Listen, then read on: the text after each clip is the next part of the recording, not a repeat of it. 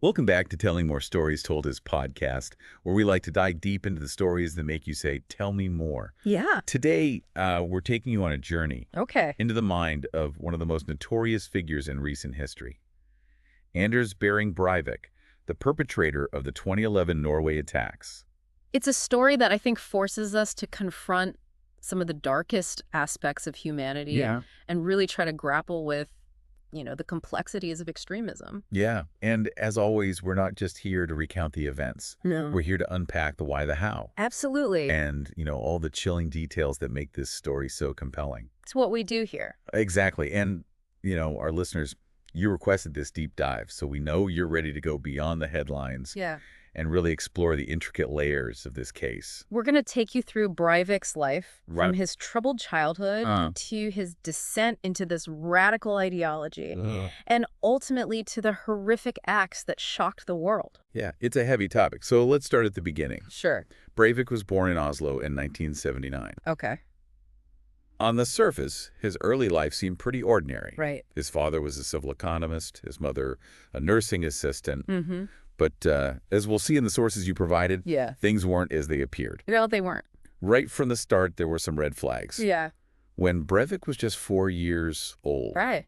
psychologists raised concerns about his mental health. Interesting. They observed what they called a peculiar smile, like a deliberate response to his environment rather than a genuine expression of emotion. So almost like a manipulative type of smile. It's a detail that, sends shivers down your spine when you think about the man he would become. Oh, yeah, for sure. Yeah, and then the reports from Norway's National Center for Child and Adolescent Psychiatry Right. paint an even more disturbing picture. What did they say?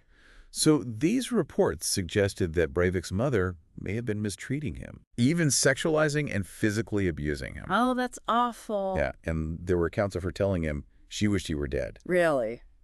It's hard to imagine the impact that this kind of abuse could have on a young child. Yeah, any child. Yeah, and then the psychiatrists who were involved in Breivik's case recommended placing him in foster care. Wow. They cited his lack of emotional engagement, Right. potential obsessive-compulsive tendencies, Interesting. and a crippling fear of punishment as reasons for concern. I see. It's a stark contrast to some reports from his nursery, where staff described him as a happy child. Oh, wow. So very different reports. Yeah, this conflicting information makes understanding his early years all the more challenging. Yeah, like piecing together a puzzle with some missing pieces. Exactly, and it really raises the question, how much of Breivik's later actions Yeah. can be attributed to his troubled childhood? Right. The question we'll revisit throughout our deep dive. For sure. So, his father did attempt to gain custody, Oh. but unfortunately, the attempt failed.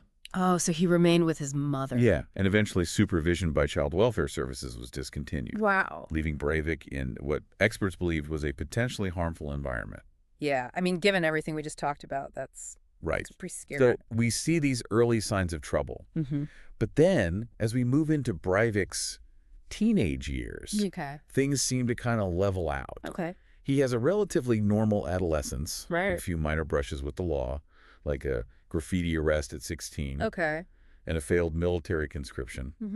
But, beneath this seemingly normal exterior, Yeah. his political ideologies were beginning to take shape.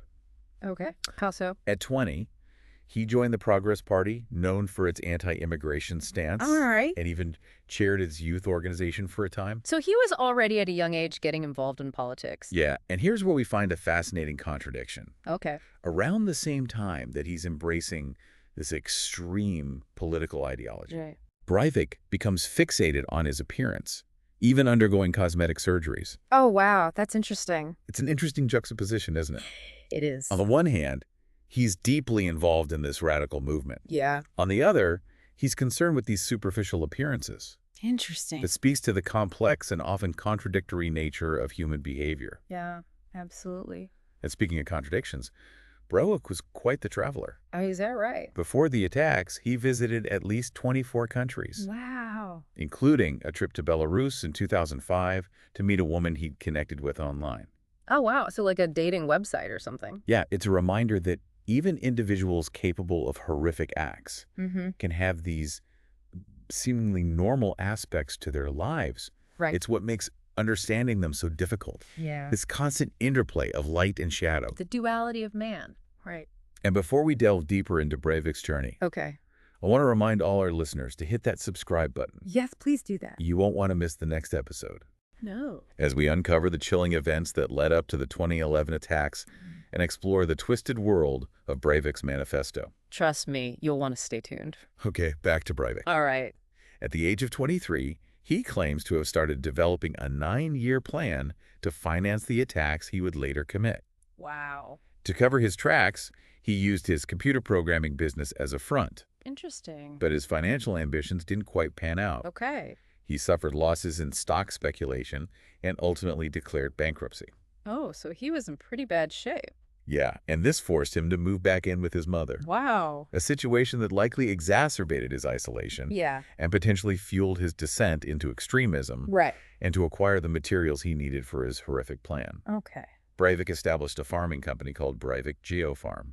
Interesting. This seemingly innocuous venture provided him with a cover to legally obtain large amounts of fertilizer, Okay. a key ingredient in the explosives he would later use. So very methodical in his planning. Exactly. It's a chilling example of his calculated and meticulous planning. Mm-hmm. He was playing a long game, carefully concealing his true intentions behind a facade of normalcy. It's frightening.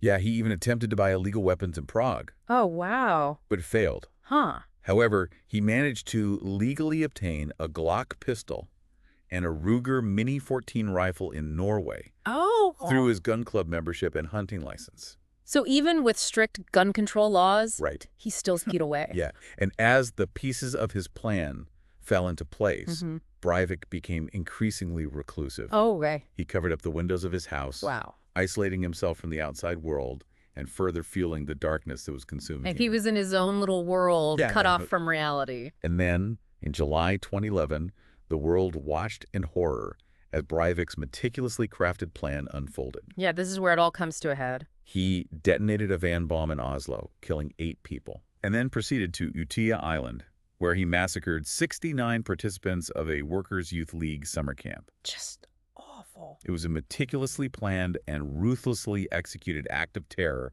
that shocked the world. Yeah, and completely unexpected. Breivik surrendered to police, Okay. offering no resistance, Wow. and chillingly justifying his actions as necessary to save Norway and Europe from what he perceived as a Muslim takeover. It's just unbelievable. He even referred to himself as the greatest monster since Quisling, invoking the name of a Norwegian Nazi collaborator from World War II.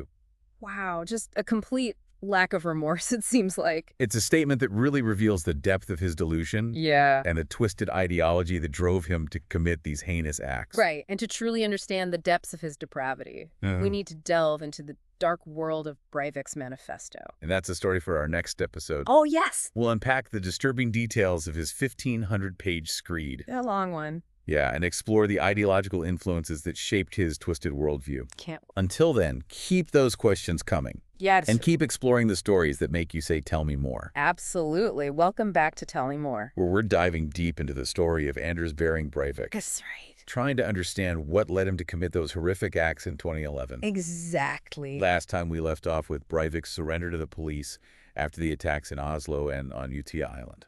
Right, and you mentioned his chilling justification Uh-huh. that he was saving Norway and Europe from what he called a Muslim takeover. Right, and to really kind of grasp the depth of his twisted ideology, Yeah. we need to look at the manifesto he emailed out just hours before the attacks. Oh, wow. A 1,518-page document titled 2083, A European Declaration of Independence. That's a long one. Yeah, and this document is one of the sources you provided, and it's certainly a disturbing read. I bet. It lays out his plans for the attacks, his hatred for Muslims and feminism, and his belief in a coming civil war in Europe. Wow, so this manifesto really gives us a window into his thinking. Yeah, and what's fascinating here is that while Breivik clearly identifies with far-right ideology, Right. his manifesto is really a patchwork of ideas pulled from various sources. Oh, interesting. So it's not like a cohesive ideology, No, not really. more like a hodgepodge of extremist views. Exactly. He admires figures like Vladimir Putin supports Hindu nationalism and even borrows heavily from the writings of American white nationalists. So it's like he's cherry-picking the ideas that fit his narrative. Yeah, it's like he's creating his own personal brand of extremism. Using whatever fits his worldview. Exactly. It's kind of scary how people can do that, just pick and choose what they want to believe. Yeah, and it raises an important question. What's that? How much of what he wrote was truly his own, and how much was simply parroting the ideas of others? That's a good question. A question experts continue to debate. I'm sure they do. Was Breivik a true believer, or was he someone who latched onto these extremist ideas to justify his actions? It's a complex issue with no easy answers. Right. And the manifesto also provides a glimpse into Breivik's mental state. How so? He goes into great detail about his supposed Knights Templar network, Knights Templar. a group he claims to be a part of, but which evidence suggests was largely a figment of his imagination.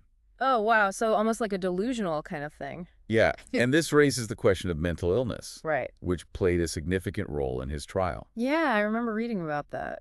Initially, Breivik was diagnosed with paranoid schizophrenia, Okay. which would have meant he wasn't criminally responsible for his actions. Right, because he wouldn't have been of sound mind. Exactly. But I also read that diagnosis was controversial. Yeah, it was met with skepticism. Uh-huh. And a second evaluation concluded that he wasn't psychotic during the attacks. So then what was the diagnosis? Instead, he was found to have narcissistic and antisocial personality disorders. So he was still deemed competent to stand trial. Right. Interesting. So he was deemed competent to stand trial and ultimately sentenced to 21 years in prison, the maximum penalty in Norway. That's a long time. It is. But what's interesting about the Norwegian justice system is that the sentence includes the possibility of extension. Oh, wow. If he's still considered a danger to society. So they could basically keep him locked up indefinitely. Potentially. That seems like a sensible approach, given the severity of his crimes. Yeah, it does. And it reflects the Norwegian emphasis on rehabilitation Yeah. rather than pure punishment. Right, trying to help him become a better person rather than just locking him away and forgetting about him. But Breivik hasn't exactly embraced the rehabilitation process. Oh, is that right? Yeah, he's repeatedly sued the Norwegian government over his prison conditions, What's he complaining about? claiming his solitary confinement violates his human rights. Wow. So even though he committed these horrible acts, he's still concerned about his own comfort. It seems that way, and he even won one of those lawsuits, Really? though the verdict was later overturned on appeal. So he's not getting any special treatment? No. But it's a legal battle that has sparked debate about the balance between human rights and the safety of society. Yeah, it's a tough one. How much do you cater to the needs of someone who has shown such disregard for the lives of others? Exactly. It's a complex issue with no easy answers. Right, and despite his isolation, Yeah. Breivik has continued to try and spread his hateful ideology. Oh, no. He's written letters to other extremists Wow. and even attempted to contact a survivor of the Utia Island attack. That's just chilling to think about. It is. It makes you wonder if the isolation is actually effective or if it's simply fueling his resentment and radicalization. That's a good point. Maybe by isolating him, they're actually making him more extreme. It's possible, and to make things even more complicated, Uh-oh. Breivik has claimed to have converted to Odinism, Odinism, what's that? a neo-pagan belief system. So he's basically abandoned his previous ideology. It seems that way, but it's just another layer added to his already complex and contradictory persona. Yeah, it makes it even more difficult to pinpoint his true motivations and understand the forces that shaped him. Right. It's like he's constantly evolving his beliefs and tactics while the authorities try to understand and contain him. It's a constant game of cat and mouse. Exactly. It's a truly fascinating and disturbing case that challenges our understanding of criminal justice, mental health, and the nature of extremism itself. It really does leave us with more questions than answers. Yeah, but that's what makes exploring these stories so compelling. Right. We may never fully understand individuals like Breivik, but by delving into their past, their actions, and their motivations, we can gain valuable insights into the dark side of human nature. And hopefully those insights can help us prevent future tragedies. Exactly. And before we wrap up this deep dive, I want to remind you to hit that subscribe button so you don't miss our next episode, where we'll continue exploring the complexities of this case. Yes, definitely subscribe. We'll delve deeper into the psychological aspects of Breivik's behavior, examine the reactions to his trial and sentencing, and consider the broader implications of this case for understanding and combating extremism. You can be good. It's a story that will stay with you long after you hear it, and we'll be right here to guide you through it. Absolutely. Until then, keep seeking knowledge, Keep asking questions and keep telling your stories. We love hearing from you. And we'll be here to listen. Welcome back to Tell Me More. And as we wrap up our deep dive into the life and actions of Anders Behring Breivik, You know, we've covered a lot of ground we have. in this deep dive. From his troubled childhood to his descent into extremism and the horrific attacks he committed. Right, and we've also explored, his complex and often contradictory ideology, his attempts to justify his actions, and that ongoing debate about his mental state. And now, as we reach the end of our exploration, I'm left with this lingering question. Oh, okay. What's that? Can someone like Breivik truly change? Can someone who committed such heinous acts ever be rehabilitated and reintegrated into society? That's a question that has no easy answer. Right. And it's one that continues to be debated by experts, and the public alike. On the one hand, we have Breivik himself, Right. who has repeatedly claimed to have renounced violence Okay. and expressed a desire to be released from prison. So he's saying he's a changed man. Yeah, he's even gone so far as to petition for parole, arguing that he's no longer a threat to society. I see. But then on the other hand, we have, the chilling reality of his actions. Right. The meticulously planned attacks, the cold-blooded murders, Yeah. and the utter lack of remorse he displayed in the immediate aftermath. And let's not forget, his ongoing attempts to spread his hateful ideology, even from behind bars. He's written letters to other extremists. Yeah. And even tried to contact a survivor of the Utøya Island attack. It's hard to reconcile those actions It is. with his claims of rehabilitation. Yeah. Yeah, it's like he's playing a game, trying to Right. manipulate the system to get what he wants. And that's the challenge with individuals like Breivik. Mm. Their motivations are often complex and difficult to decipher. Yeah. Are they genuinely remorseful? Right. Or are they simply trying to, game the system? It's a question that ultimately comes down to trust. Trust. Can we trust someone who has betrayed that trust Mhm. in such a profound way? Right. It's a huge risk. And it's a decision that carries immense weight, Yeah. and one that the Norwegian justice system will have to grapple with as Breivik continues to petition for his release. It'll be interesting to see what happens. It will. Wow. And regardless of what happens with his parole hearings, Right. the legacy of Breivik's actions will continue to haunt Norway and the world for years to come. I think you're right. It's a stark reminder of the destructive power of hate and extremism Absolutely. and the importance of vigilance in combating these forces. Yeah, we can't let our guard down. This deep dive has been a journey into the darkest corners of the human psyche. It has. It's been a challenging and at times disturbing exploration, For sure. but it's also been a valuable one I agree. because by understanding the factors that can lead to radicalization and violence, we can better equip ourselves to prevent future tragedies. Right. We can challenge hateful ideologies, Yes. promote empathy and understanding, and work to create a more just and peaceful world. That's the ultimate goal, isn't it? It is. To learn from these horrific events and use that knowledge to build a better future. Absolutely. Well, that brings us to the end of our deep dive into the story of Anders Behring Breivik. It's been a heavy one. It has. But we hope this exploration has been informative, Yeah. thought-provoking, and perhaps even a bit unsettling. But those are the stories that we need to tell. We do. And remember, even in the face of darkness, there is always hope. There is. And by continuing to engage in these difficult conversations, by seeking understanding, and by working together, we can create a world where tragedies like this become a distant memory. I hope so. Thank you for joining us on this journey. It's been a pleasure. And as always, keep asking questions, Yes. keep exploring, and keep telling your stories. We want to hear them. We'll be here to listen.